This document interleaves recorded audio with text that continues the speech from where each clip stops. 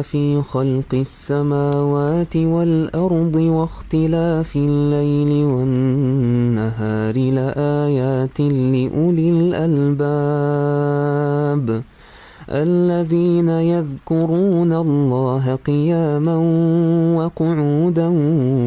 وعلى جنوبهم ويتفكرون